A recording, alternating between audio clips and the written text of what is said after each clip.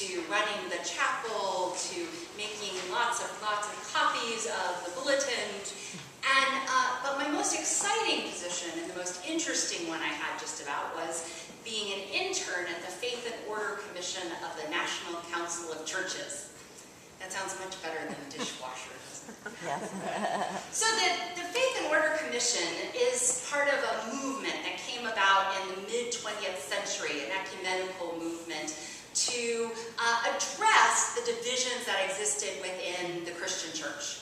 This idea that we have, you have Baptists over here, and Methodists, and Lutherans, and Roman Catholics, and Orthodox, and you have all these different Christians saying different things, and oftentimes saying about they're not in, but we are, and they're out, and we're in, and all these different theological differences we have with one another.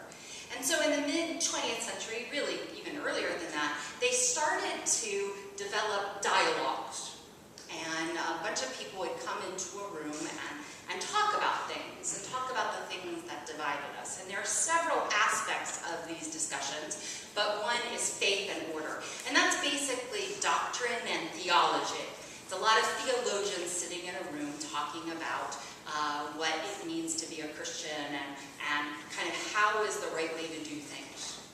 So I have to say, being a seminarian and being very interested in theology was like a pig in mud. I was so excited to be doing this work. It was interesting and challenging, and when I left seminary and became ordained, I was appointed as one of the 4 national Episcopal Church representatives to the Faith and Order Commission of the National Council of Churches. So I was now not just there taking notes, I was now officially one of the people at the table having the discussions.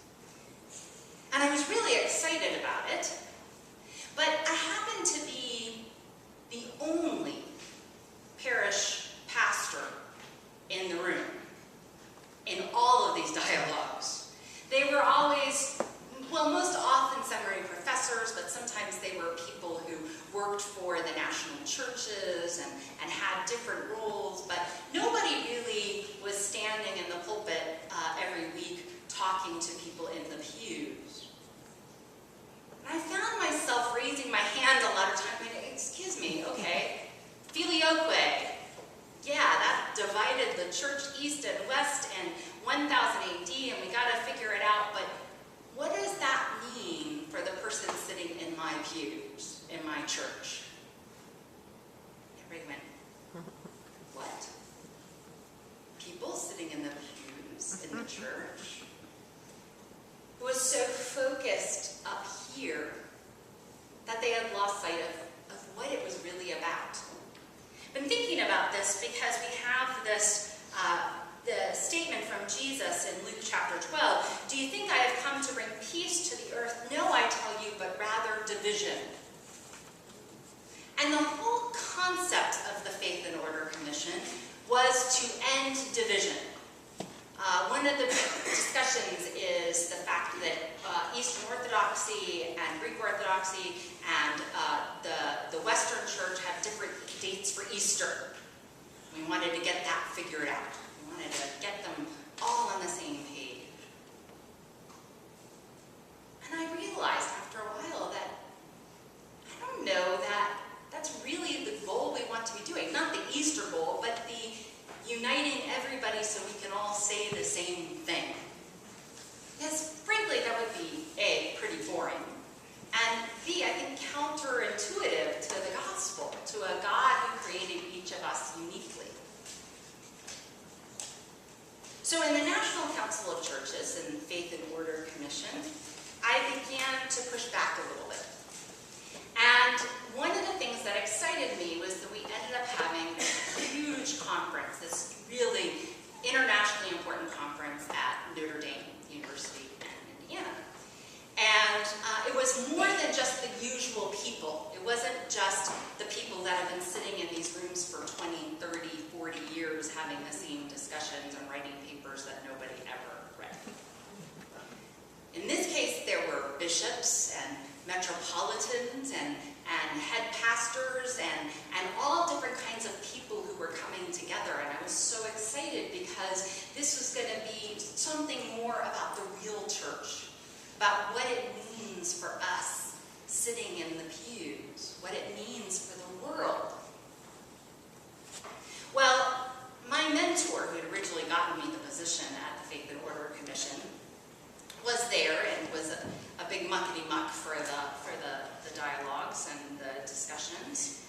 And he was a little put out that all these, kind of, wouldn't have called them riffraff, but the idea was they were not quite up to snuff theologically. They didn't have all the knowledge and background and understanding of the people who did faith and order for a living, in essence. Well, I was on my way to a session with the Episcopalians, just us talking about kind of what was going on in our strategizing, and I got a phone call. And my junior warden had a stroke, a massive stroke, back in Georgia. And I was talking with his wife and trying to figure out what was going on, and they were still uncertain if he was going to survive. He did survive. He had major problems. Speech, his speech was very much affected, a lot of aphasia. And I was just devastated because it was killing me to be so far away from this person that I cared for and was going through such a rough time. Puts it all in perspective. Well, I walked into the meeting late because I really wanted, I prayed with his wife. I was, discussing if I needed to come back early. We were kind of waiting for the doctor to come in, all of that.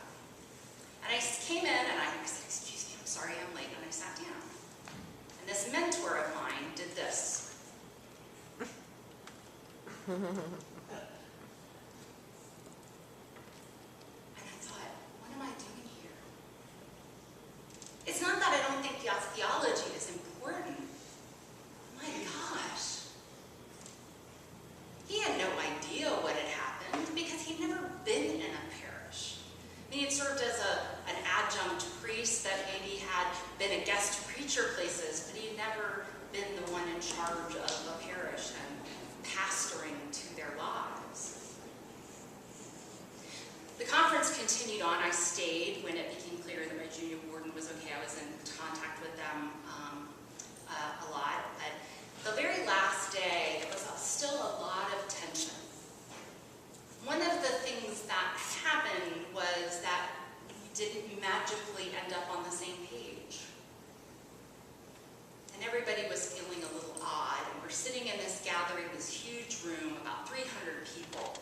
And you've got metropolitans of the Orthodox tradition in their black robes, and bishops and cardinals in the Roman Catholic tradition, and all of these people sitting around going, oh. And then one person stood up and began to sing Amazing Grace.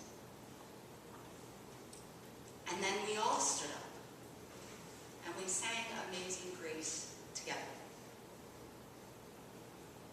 It was amazing. It was one of the most moving experiences of my life when all these people realized that indeed there were divisions, deep divisions and hurts that we were never going to paper over. But that Jesus was working through all of us in so many ways, manifesting in deep differences. My mentor was the only one who didn't stand. And he sat there, his arms crossed, and watched us sing Amazing Grace. I tell you that not to vilify a man who had deep love for the church and just didn't get his way that particular day. But because it reminds me, especially as we live in such a divided society, in so many ways, not just the political divisions that are so rife within our culture right now, but socioeconomic differences, just so many differences, all these divisions. And I don't know that the goal should be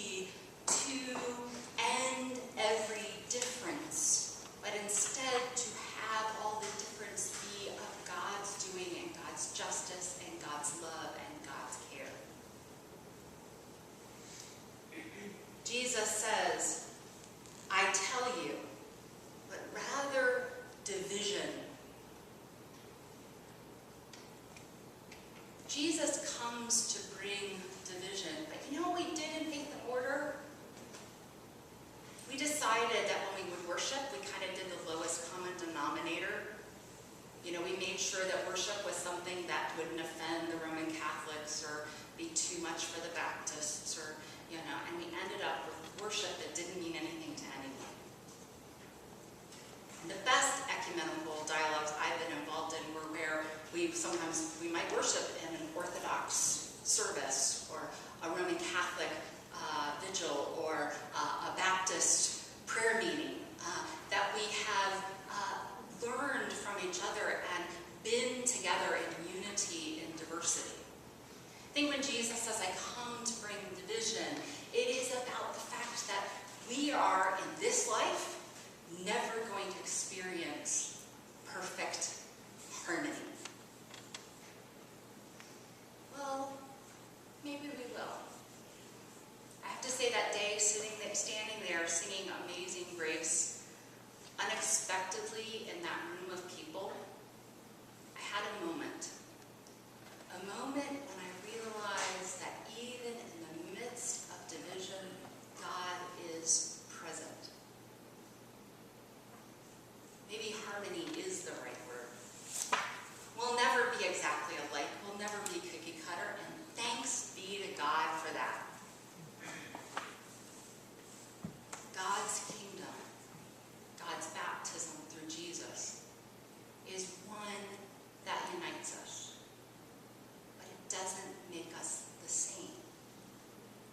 It's one that brings us together, not because division is bad, but because we allow division to define us, as opposed to just being a natural part of life. Amazing grace, how sweet the sound, we sang together. When we walked out that door, we were still Roman Catholic and Orthodox and Seventh-day Adventist and AME Zion.